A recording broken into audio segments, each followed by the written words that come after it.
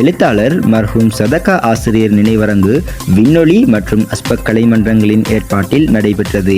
கடந்த 19/8/2024 ஆண்டு மாலை 7 மணியளவில் அஸ்பக் அகாடமி வளாகத்தில் இடம்பெற்றது.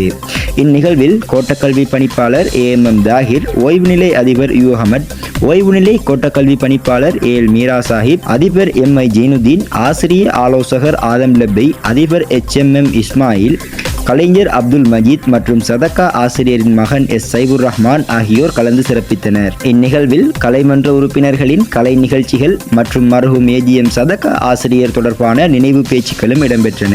மற்றும் சதகா ஆசிரியரின் மகன் சைபுர் ரஹ்மான் அவர்களுக்கு கலைமன்றங்களால் நினைவு பரிசில்கள் வழங்கி கௌரவிக்கப்பட்டன.